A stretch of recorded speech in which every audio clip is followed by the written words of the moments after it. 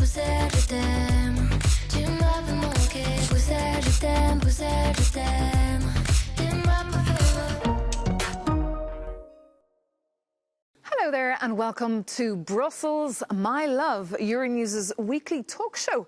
Coming to you this week from Strasbourg. I'm Maeve McMahon. Thank you so much for tuning in. Coming up this week, time is up. After 5 eventful years, this week marked the very last plenary of the current session. MEPs flocked to Strasbourg to vote on no fewer than 90 different topics. We take a closer look at what matters and what's less important and ask if these 705 lawmakers got the job done. And with final business wrapped up here in Strasbourg, all eyes are now on upcoming elections. Aspiring MEPs have under 50 days to convince voters why they should be their ambassadors for the next 5 years. Fresh data suggests that Europeans are, for the most part, engaging with these elections and planning to vote. We check if that is true with our guests this weekend. Robert Biedron, Polish MEP from the Socialist Group. Hello.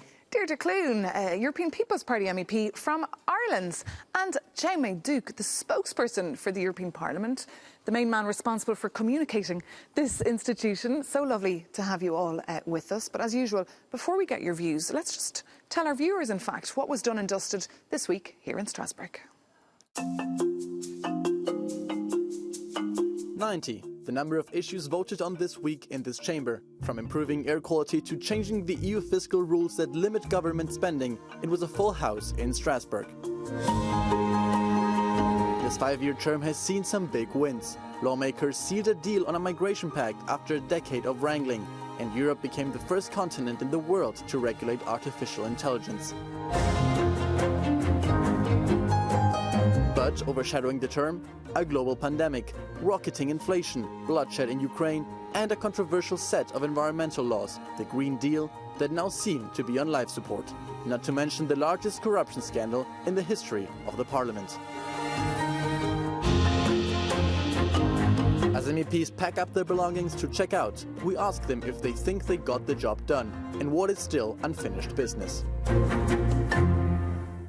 So that's the question. Are you ready to check out? Have you got the job done? Do you feel that you've done what you promised your voters that you would do? Oh, one thing is sure, it was not a boring term of European Parliament when we delivered so much in very difficult times. There is this saying, may you live in interesting times, and I think that was for sure an interesting time for Europe. Well, we've been saying that world. on repeat, I believe, over the last couple of years. We've just seen in that report how many hurdles had to be jumped, and of course in that context that we've been in. Deirdre Clune, will you go back home now to Ireland feeling satisfied that you've done what you promised to do?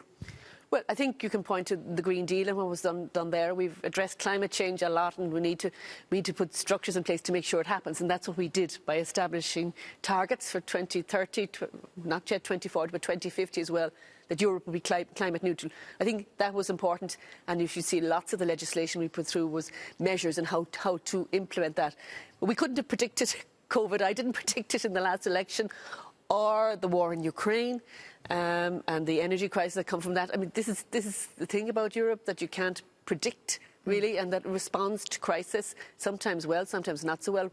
But I think from COVID, we can see we've got a renewed focus, not a renewed, but a focus now on public health. We've a strengthened European Centre for Disease Control, European Medicines Agency, more vigilance to ensure that such a crisis or a pandemic won't happen again. And just on the climate crisis, we'll come back to that later, because there was actually a group of activists here in Strasbourg this week, very vocal. But Jaume Duke, from your position, what have been the highs and the lows for you over the past 5 years? Well, obviously it has been quite a challenging legislature because of Brexit at the beginning, and then COVID, and then, of course, the war in Ukraine, and now Middle East, and many other things. But it has also been very positive and very constructive and successful. I mean, during these 5 last years, more than 500 pieces of legislation have been adopted, and some of them are really fundamental. I mean, everything linked to the Green Deal, the Migration Pact, the Artificial Intelligence Act, first in the world, the laws also being there to protect media freedom.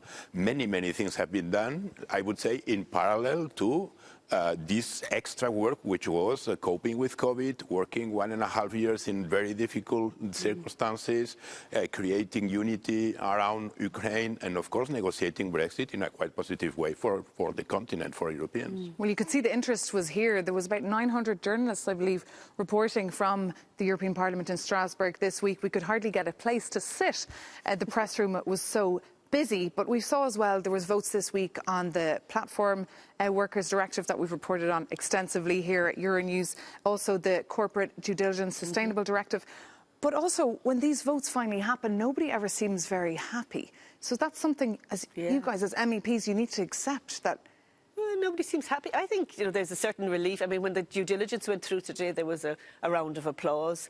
The Violence Against Women Directive, there was a strong round of applause. But that's a round of applause inside the chamber. I'm talking about the voices outside the chamber. It's important to finally get something because, nobody has no group has an overall majority in this Parliament. But you obviously have to budge a lot on your values or on your beliefs sometimes. And then the last thing I want to see, the last thing is that Parliament doesn't have a position on the file because that would be catastrophe. So I think that's what drives most MEPs. We want to have a position, the European Parliament to have a position.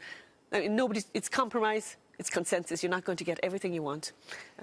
I think the position of the Parliament and the flexibility, what we proved in this term is that European Parliament became flexible to respond quickly on the needs, like the platform workers. 30 million workers in Europe will be protected and will have same rights offline and online, which is very important for them. And the other example of practicality is this charger. Now we will have one common charger for all devices. Isn't it something practical? Not only because you have a single charger, but also to protect the environment. Well, what a great thing we have. And this is what European Union and European Parliament is for, to solve these simple things for people, to work for common. And as I said earlier, we're talking about 90 different votes that took place this week, which is, of course, a lot of content to get through. But, Jamie, I'm looking at you now because, of course, what slightly tarnished this, perhaps, mandate was also that horrific corruption scandal and money laundering scandal last winter that saw a number of members of this House allegedly under the influence of certain governments. Now, the investigation is still very much underway. But how do you deal with a situation like that? Because, of course, that's what grabs the headlines. It's not the single charger or the platform directive. It's these big scandals linked to some of your members. Yeah, I would say the first days, of course, were difficult because we didn't know exactly whether this was a real corruption case, how many members, how deep it would be, and still we don't know because it's under investigation. But now we see that this is not something, or this was not something systemic. This was a couple of people inside and outside the European Parliament. But how do you confront this kind of situation? I would say in this case it was quite easy in reality, not the first days, but after 1 week.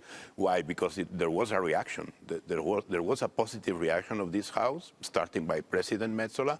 Immediately the discussion about the rules to be modified, to be adopted, to be added to the way this House is being is working was the real debate. And all these rules have been adopted. The 14 points. And we'll have to see in the next term if these rules have teeth. Just briefly, was that something, though, that voters back home in Poland and Ireland were angry with you about this case? Well, they were angry and surprised, of course, of the lack of transparency in the rules. But the prompt application of the rules set an example for the member states. I come from Poland, and we were struggling for years on corruption, lack of transparency, lack of rule of law, demolition of all these fundamentals of democratic state. So European Union and European Parliament set a model how you should deal with this crisis management issue. And I think we made it quite well for European Parliament and European citizens. So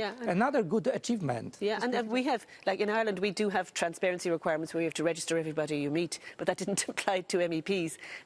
But now we have situation in place where all your meetings, you have to, and your staff as well, have to be registered in a public register. You can only meet people who are on the transparency register, or individuals or groupings. And I think, that is important to give confidence to the citizens of Europe that we are behaving or we're acting in an ethical fashion, and we do our business clearly, independent of any influence. Even though not every MEP here is doing their business correctly, and this week we saw the scandal as well about one German MEP, the head of the far-right group AfD, whose assistant was actually arrested in his hometown of Dresden for allegedly spying on behalf of the Chinese government. But we will keep an eye on that investigation and go back now to the topic that you mentioned earlier, which was, of course, the legislation passed on the Green Deal. The Green Deal. Because I remember in 2019, the climate crisis was definitely one of the biggest topics of the elections. But now it seems to have slipped off the radar a little bit, and that's something that the climate activists that were here this week from all across Europe really want to change. Many of them took the train to Strasbourg to remind MEPs that they're not going anywhere. And I had the chance to ask them if they think MEPs got the job done. No, I would not say they have gotten the job done, and I don't think that's my opinion. That's the opinion of everyone who's aware of the climate crisis right now. The last time I was here was in 2019 during the rise of the climate strike movement, and since then really very little has changed. We've had a new European Parliament, but we haven't gotten that much further. If you imagine the climate crisis to be Mount Everest, we're maybe at base camp, but we're nowhere near where we need to get. And we see that time is running out, and we see now more and more parliamentarians coming up with excuses and greenwashing initiatives instead of real solutions and real demands for climate justice. And that's just not good enough. So well-known activists there calling on people to elect politicians that put science, climate science and facts first. They worry that the climate emergency is being ignored. Deirdre Clune, and they mentioned your political party, the European People's Party, and blamed your political party for watering down a number of these files on the Green Deal. Well, no, I don't think that's actually true. If you look at the figures and what my party would have voted for, would have accepted the targets to 2030 and 2050. But how we get there, we had a different approach. In fact, I suppose my Irish grouping as well, we wouldn't have had supported the group in many ways. But I agree with you. The BPP had a different approach, but did not deny that we needed to meet those targets of 2030, 2050. And ultimately, you know, you have to get a consensus in this Parliament, 705 MEPs, and that's what we have, a consensus. I believe it will deliver. It's easy to put targets in place and say reduce your emissions by 55% 2030, but how you do that, how you get there, and well, in a balanced way that you don't. You're conscious of industries, you're conscious of jobs, conscious of farmers as well. So you have to bring everybody with you, otherwise you're going nowhere. Well, we've seen the farmers protesting many times outside the Parliament here, and those climate activists believe that they were prioritised, the farmers, as opposed to the science here. One thing is sure in this discussion, there is no planet B. And if we don't protect the burning already planet, we won't have any discussion in the future, because it will be done. So what we should remember is about what we prioritize, and what we should prioritize, of course, to save the planet. And I think the voice of these young people is very important. They are really ringing the bell, and I'm really surprised that so many politicians don't hear this sound. And with the Green Deals, it's like with this old series, TV show, where you have a lot of turns of action and a lot of plots and so on and so on. But at the end of the day, it's about making our continent safe with this climate catastrophe. And this is what we need to deliver. And Jaime, you're of course apolitical. You're the spokesperson of the European Parliament. But you have to keep an eye, of course, on all this political squabbling and communicate to the public what's at stake here, and these very complicated files that often, you know, you need to read the nitty-gritty, the small print, which many people probably do not do.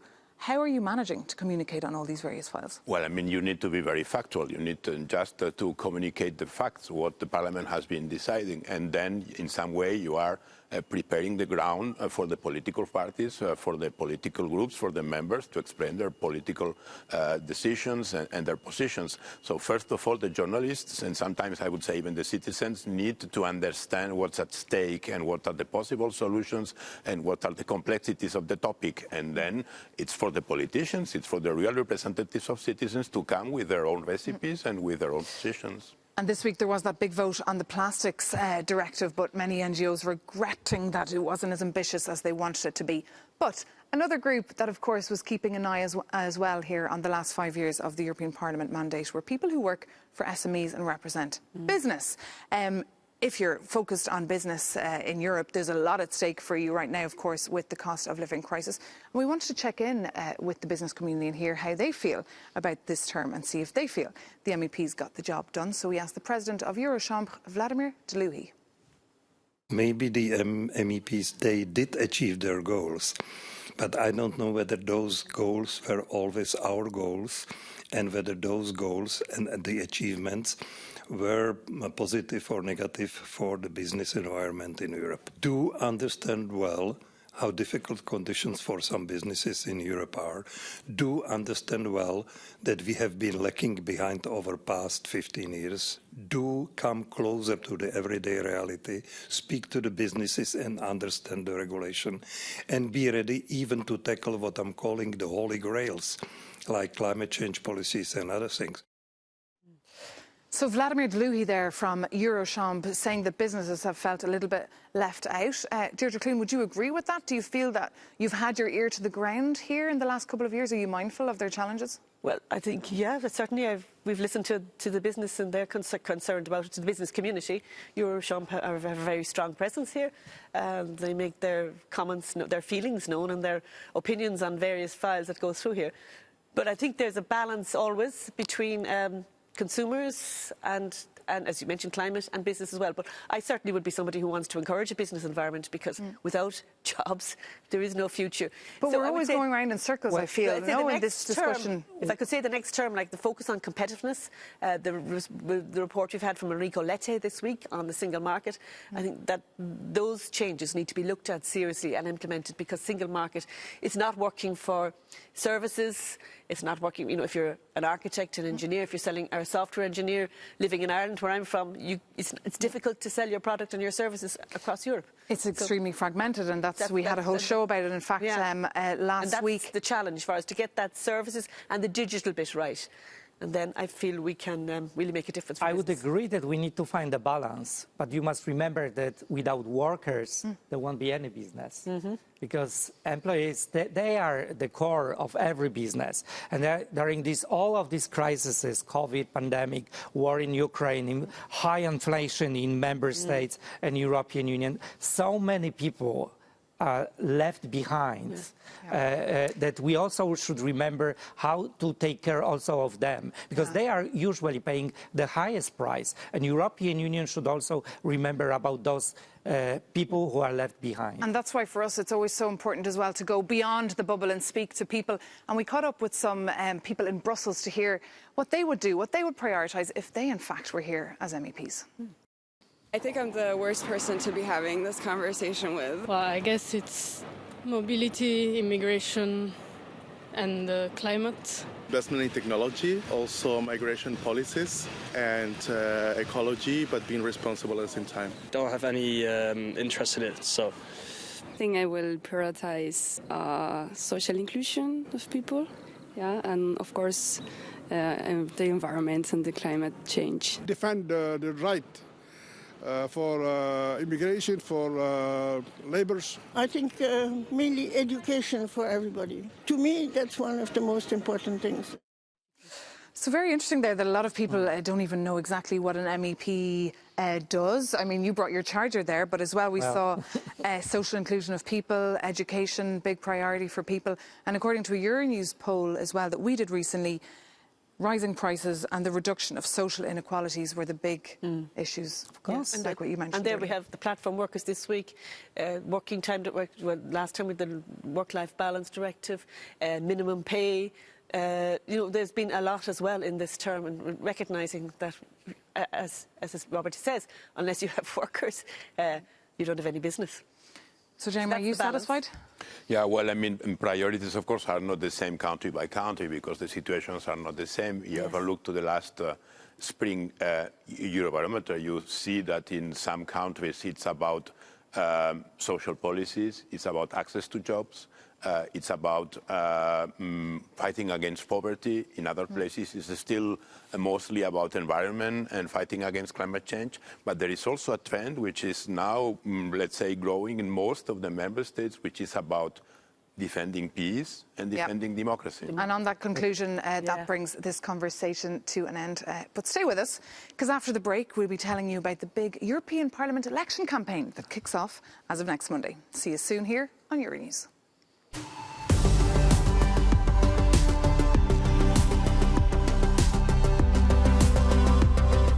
Welcome back to Brussels, my love, with me, Maeve McMahon, coming to you this week from Strasbourg. Now, as you heard, this week was the last plenary session of the mandate, and from the 6th to the 9th of June, Europeans will have the chance to vote for the 10th time. To set the scene, the European Parliament quizzed the continent to see if people were planning to go to the polls, and according to the 26,000 people interviewed, 71% are eager, 13% are not, and only 2% do not know. Jamie, this must be music to your ears, no, to see this outcome? Well, of course, it's music to my ears, but I'm also realistic, and I know that in surveys people tend to vote more than in reality. But what is important is that the 71% of people means 10 more points than in 2019. So this means that right now there are at least 10 more points people who are prepared to vote. So in reality, we could be quite positive or optimistic about turnout during the next European elections. And we could see quite a spike in participation, something that I'm sure you're really trying to work on and improve. Well, just on that note, earlier this week, I sat down with the President of the European Parliament in the hemicycle, Roberta Metsola, who was really begging people to get out there and vote this June. Take a listen. Look at the chairs. They're empty, but in a few minutes they will be filled with 705 today, 720 in just over a month's time, where those 720 are going to be taking decisions for you. Now, you have a choice. You either decide who you want to sit in these chairs, or you let others decide for you. Those people sitting there from your country are going to be your country's ambassadors. They're going to be taking decisions that affect your everyday life. This is something you can affect with your vote every 5 years. Don't miss out on that opportunity.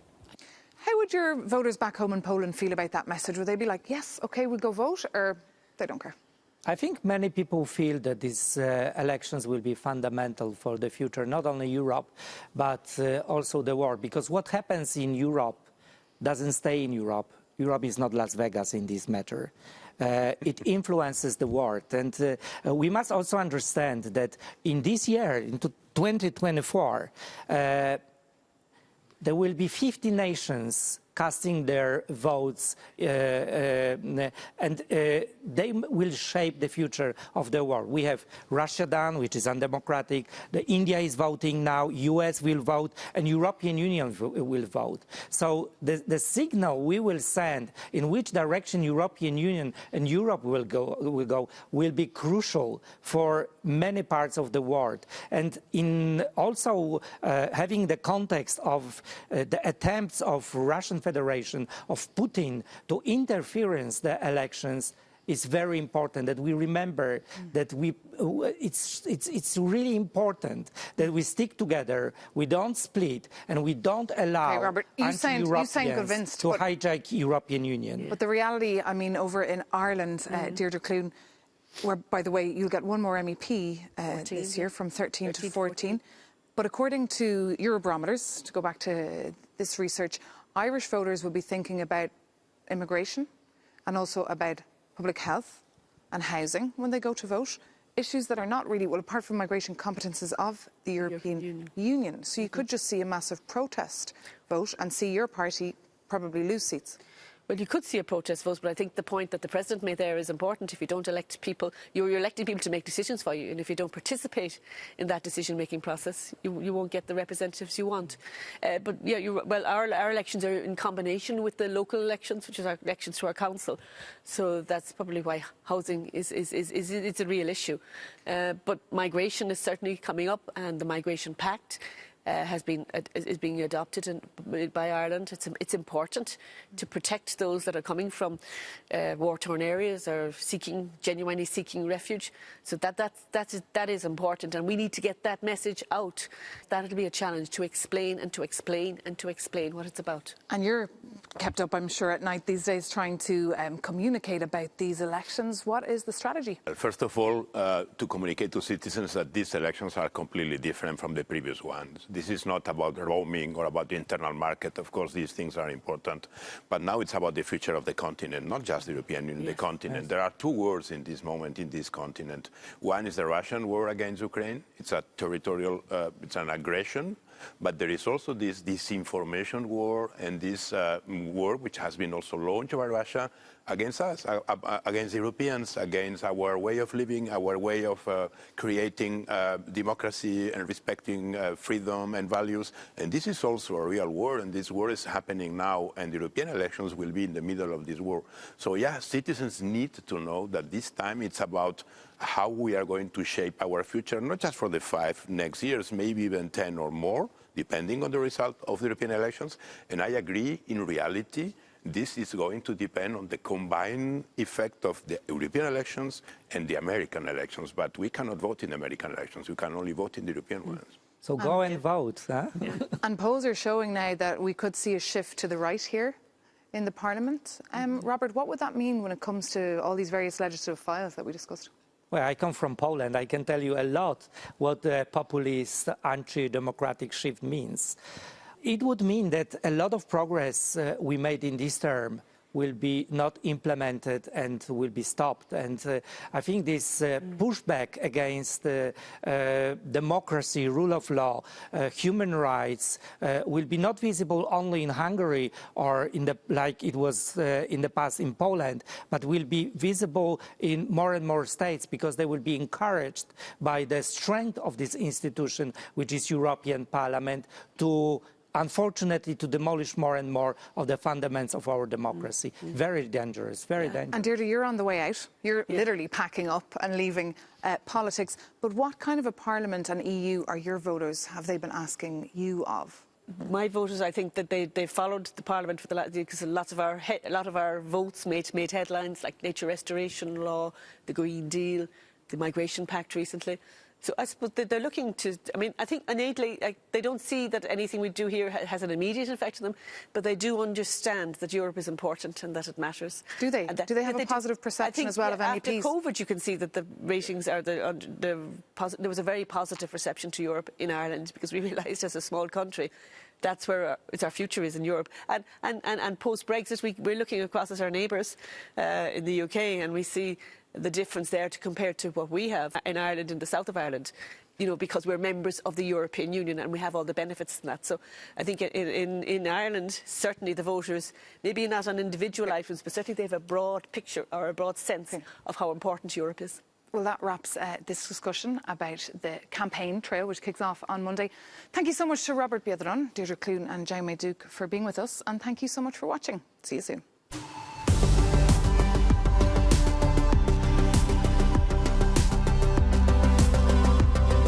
Welcome back to Brussels, my love. I'm Maeve McMahon, and along with Robert Biedron, Deirdre Clune and Jaume Duke, we're just taking a look back at the big headlines this week here in Strasbourg, where MEPs met for their final voting session of the whole mandate.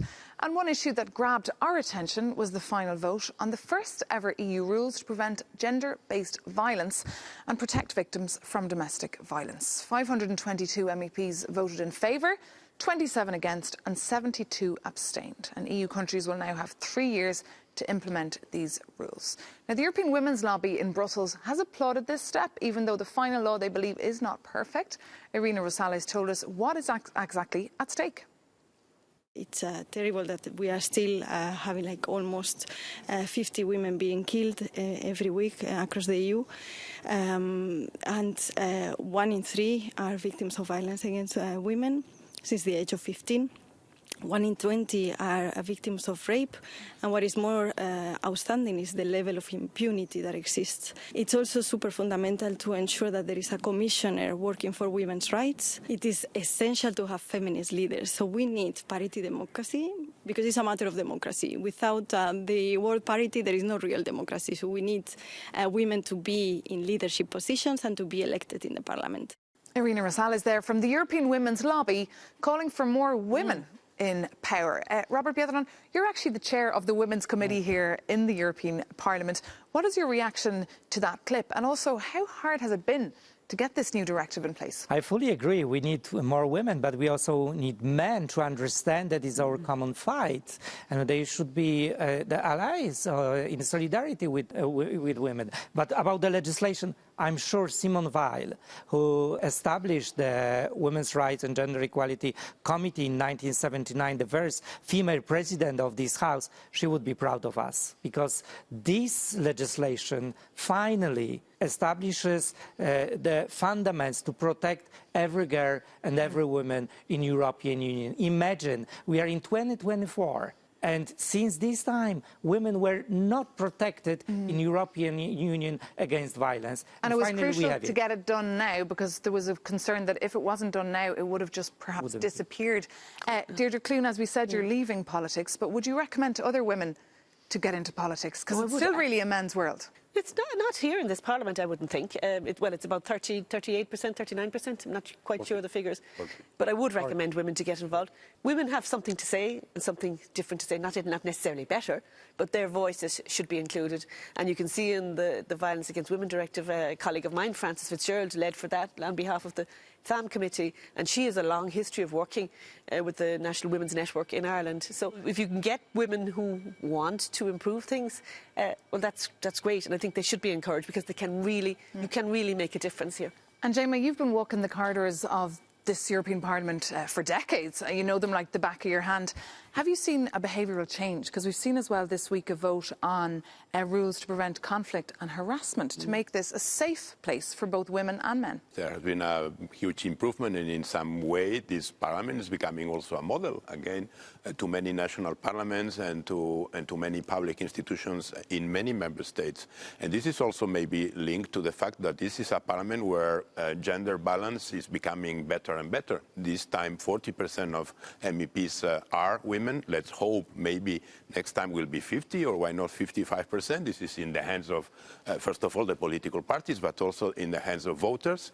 But don't forget, the President of the Parliament is a woman, the President of the Commission is a woman right now, and who knows, maybe after the elections, 2, 3, 4 of the top jobs in Brussels are in the hands of women. Why not? Well, we'll be kept busy over the next couple of weeks and months reporting on who, of course, gets those big top jobs. But that indeed concludes this discussion. Thank you so much, Jaime Duke, for being with us. Thank you, Deirdre Clune.